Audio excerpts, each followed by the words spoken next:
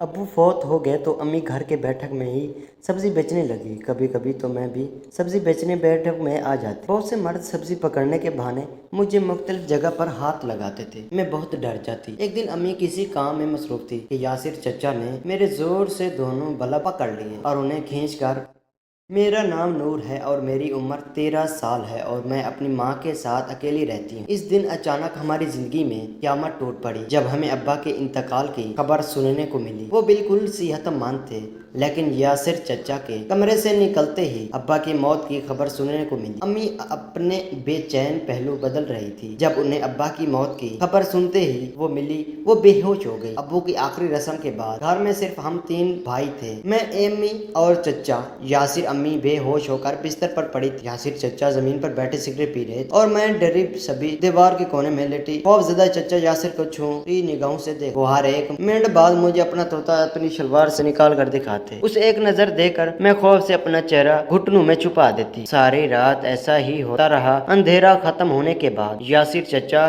گھر سے چلے گئے۔ میری امان صبح خود ہی ہوش میں آ گئی۔ ہمارے گھر امی ابو کا کوئی رشتہ دار نہیں آئے۔ گھر کا نظام چلانے کے لیے امی نے گھر کی بیٹھک میں سبزی کی دکان کھول لی۔ امی زیادہ تر خود ہی سبزی بیچنے بیٹھتی تھی مگر میں بھی اپنا دل بہلانے کے لیے امی کے پاس بیٹھ جاتی۔ مجھے یہ بات بہت عجیب معلوم ہو کہ ہماری دکان پر سبزیاں خریدنے صرف مرد حضرات ہی آتے، سبزی لینے عورتیں نہیں آتی۔ ایک مرد سبزی لینے آیا اور اس کی نگاہ مجھ پر پڑ گئی تھی۔ وہ ہمارے محلے کا نہیں تھا۔ عالیہ، میری بیوی کا سامان دے دو جو تمہارے پاس ہے، اس نے امی سے کہا۔ امی سامان لینے کمرے میں چلی گئی۔ ماہنور، مجھے سبزیاں ڈال دو، انہوں نے کہا۔ میں سبزیاں شام پر میں ڈالنے لگی۔ وہ انکل میرے ہاتھ پر اپنا ہاتھ پھیرنے لگے۔ میں تھوڑی گھبرا سی اور میرے ہاتھ سے سبزیاں کا شبر زمین پر گر گیا۔ وہ انکل بھی بیٹھک میں داخل ہو گئے اور میرے ساتھ زمین پر پڑی سبزیاں اٹھانے لگے اور ساتھ میرے بدن پر ہاتھ پھیرنے لگے۔ میں گھبرا کر رونے لگی۔ اتنے میں امی بھی وہاں آ گئی۔ امی کو دیکھ کر انکل گھبرا کر وہاں سے چلے گئے، میری حالت پر دھیان نہیں دیا۔ میں بیٹھک سے اٹھ کر صحن میں چلی آئی۔ یاسر چچا اسی وقت گھر میں داخل ہوئے اور میرے پاس آ کر میری حالت کا جائزہ لینے لگے۔ تم اتنی گھبرائی ہوئی کیوں ہو ماہنور؟ لگتا ہے تمہیں کسی نے تمہارے ساتھ کھیلنے کی کوشش کی ہے۔ چاچا، یاسر میرے 2 بٹے کا پہلو پکڑ کر بولے۔ ان کا ہمارا گھر آنا مجھے اچھا نہیں لگتا تھا کیونکہ وہ مجھے ایسی نظروں سے دیکھتے تھے کہ مجھے ان سے گن محسوس ہونے لگتی۔ اپنی ماں کا یہ ڈبہ دینا، میں کسی کام سے جا رہا ہوں، رات کو تمہاری طرف آؤں گا، چچا یاسر نے کہا۔ ان کی نظریں اپنے موبائل کی سکرین پر تھیں۔ وہ تیز قدموں سے وہاں سے چلے گئے۔ میں چچا یاسر کو لایا ہوا ڈبہ کھول کر دیکھ رہی تھی۔ اس میں موجود چھوٹے چھوٹے لڑکیوں کے لباس دیکھ کر رخسار شرم سے لال ہو گئے۔ چاچا یاسر کا امی کو ایسا سامان لا کر دینا مجھے شرم لگا۔ میں نے سامان کو ڈبے میں رکھ دیا اور جا کر امی کے ہاتھوں میں تھما دیا۔ امی نے جب اسے کھول کر دیکھا تو فوراً اسے میری نظروں سے اوجھل کرنے کے لیے اپنے دوپٹے میں چھپانے لگی۔ تم یہاں بیٹھ کر سبزیاں بیچو، میں ذرا آتی ہوں۔ امی مجھے وہاں بٹھا کر خود کمرے میں چلی گئی۔ میں ان کے جھکے ہوئے چہرے پر خوف کا پسینہ صاف دیکھ پاتی۔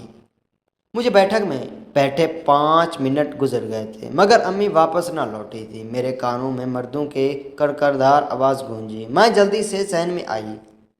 وہاں میرے 2 مرد امی سے جھگڑا کر رہے تھے جو پہلے بھی کئی بار ہمارے گھر آ کر امی اور ابو کے ساتھ لڑائی کر چکے تھے۔ میں تمہیں عزت سے کہہ رہا ہوں، اپنی بیٹی کو لے کر ہمارے ساتھ چلو ورنہ میں تمہارے برا حال کر دوں گا، ایک آدمی نے امی کو دھمکی دیتے ہوئے کہا۔ میں مرنے کو مر جاؤں گی مگر میں ہی خود تمہارے ساتھ جاؤں گی اور نہ ہی اپنی بیٹی کو تم لوگوں کے قریب آنے دوں گی۔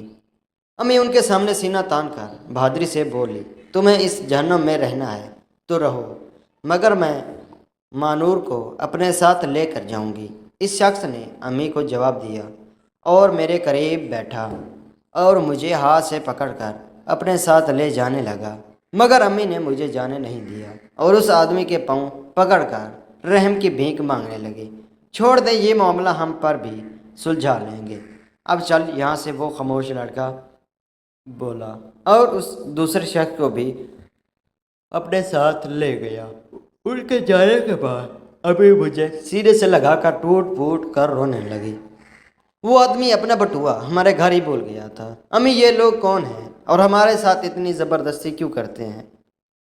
میں نے امی سے پوچھا۔ دشمن ہے تمہارے باپ کے تو تم دکان پر جا کر بیٹھو، میں آتی ہوں۔ امی نے مجھے کہا۔ میں وہ بٹوا امی کی نظر سے چرا کر اپنے ساتھ لے آئی۔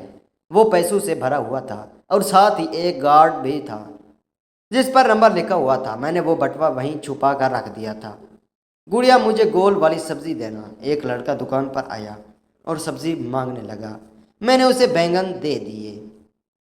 میرے پاس لمبے والے بینگن نہیں ہیں، مجھے گول بینگن چاہیے، بالکل تمہارے فٹ بالز کی طرح۔ وہ میرے فٹ بالز کو دبا کر بولے۔ مجھے درد ہوا اور میں رونے لگی۔ مجھے روتا ہوا دیکھ کر وہ لڑکا وہاں سے بھاگ گیا۔ میں روتے ہوئے دوسرے کمرے میں بھاگ گئی۔ امی دوسرے کمرے میں کسی کام میں مصروف تھی۔ مجھے لگا تھا کہ وہ گھبرا نہیں۔ چچا یاسر کمرے میں آئے اور امی کا پوچھنے لگے۔ میں نے کہہ دیا کہ وہ گھر پر نہیں ہے تو وہ کہنے لگے، یہ تو بہت ہی اچھی بات ہے، ابھی آؤ پھر ہم دونوں کھیلتے ہیں۔ انہوں نے کہا اور پھر مجھے دونوں بازو سے پکڑ کر بیڈ پر گرا دیا اور پھر میرے ایک فٹ بال کو ہاتھوں سے کھینچنے لگے اور میرے دوسرے فٹ بال کو دانتوں سے کھانے لگے۔ میں درد سے چیخ اٹھی۔ میری چیخ سن کر امی بھاگتی ہوئی کمرے میں آئی۔ سامنے چاچا یاسر کو میرے ساتھ زیادتی کرتے دیکھ کر ان پر ٹوٹ پڑی اور انہیں مارنے لگی۔ بدلے میں چاچا یاسر بھی انہیں مارنے لگے۔ امی نے مجھے وہاں سے بھاگنے کا کہا۔ میں وہاں سے بھاگ کر بیٹھک میں جا پہنچی۔ مجھے سمجھ میں نہیں آ رہا تھا کہ میں کیا کروں، کیسے مدد کے لیے بلاؤں۔ اچانک میرا خیال ان دو انکل پر آ گیا۔ میں نے کارڈ پر لکھا نمبر ڈائل کیا۔ اس آدمی نے کال پک کی۔ میں نے اسے روتے ہوئے سب سچ بتا دیا اور مدد کے لیے بلایا۔ وہ دونوں آدمی شاید ہمارے گھر کے آس پاس ہی رہتے تھے۔ تبھی 5 منٹ میں آ گئے۔ انہیں کمرے میں لے کر میں آئی۔ یاسر چچا امی کے اوپر جھجک کر ان کا گلا دبا رہا تھا۔ ایک آدمی نے اپنے پتلوں سے پستول نکالی اور ساری کی ساری گولیاں چچا یاسر کے سینے میں اتار دی۔ امی زندہ بچ گئی تھی۔ دوسرے آدمی نے چچا پر پیٹرول چھڑک کر انہیں آگ لگا دی۔ مجھے اور امی کو اپنے ساتھ لے کر اس گھر سے نکل آئے اور ہمیں ایک گاؤں کی بڑی سی حویلی کے آئے۔ مجھے وہاں جانے پر معلوم ہوا کہ وہ دونوں میرے تایا تھے۔ امی اور ابو کی پسند کی شادی کی تھی۔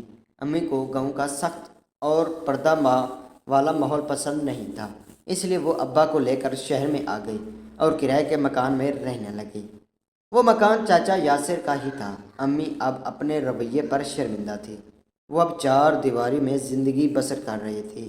وہ خوش تھی یا نہیں میں اس بات کو نہیں سمجھ سکتی تھی، مگر میں وہاں خوشی تھی کیونکہ وہاں مجھے کوئی گندے طریقے سے ہاتھ لگانے والا نہیں تھا، ہمارے بے بسی اور اکیلے پن کا فائدہ اٹھانے والا نہیں تھا۔